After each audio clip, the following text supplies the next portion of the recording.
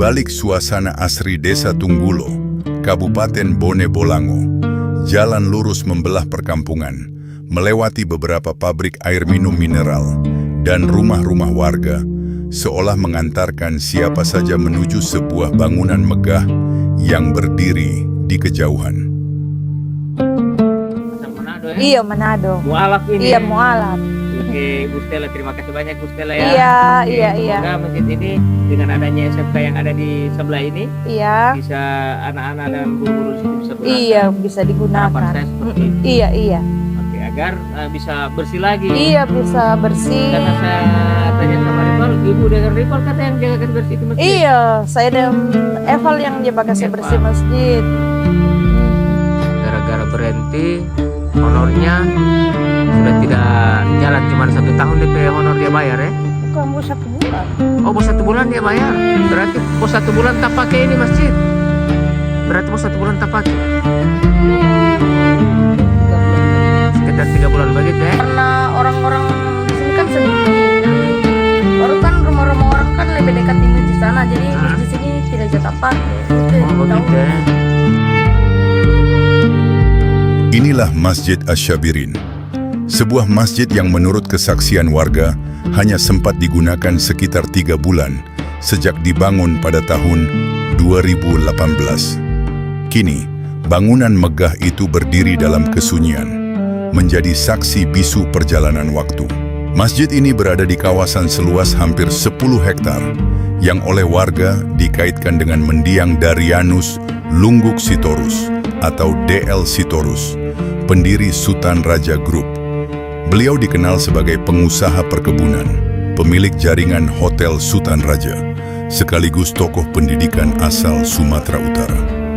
DL Sitorus kemudian meninggal dunia saat melakukan perjalanan untuk mengurus sejumlah perusahaan yang dimilikinya.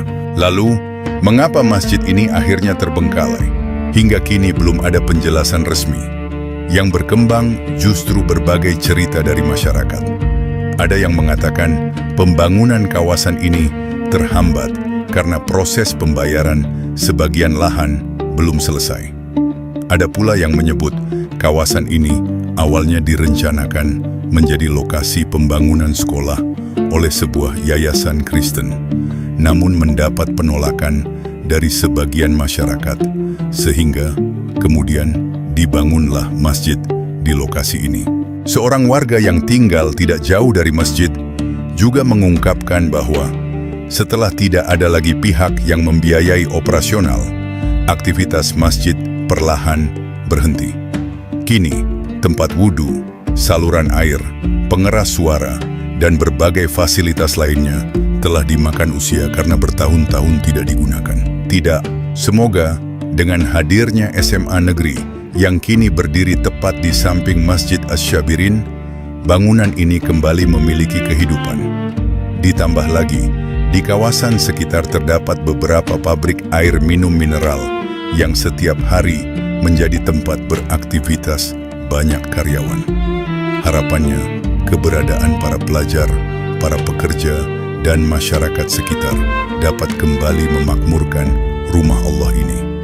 Mungkin tidak setiap waktu, tetapi setidaknya azan kembali berkumandang, pintu masjid kembali terbuka, dan saf-saf sholat tidak lagi kosong seperti hari ini.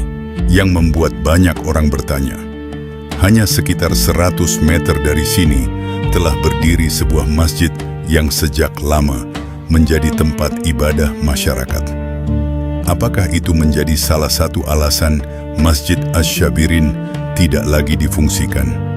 Atau masih ada kisah lain yang belum terungkap? Semoga suatu hari nanti, rumah Allah yang telah lama sunyi ini kembali dipenuhi langkah para jamaah.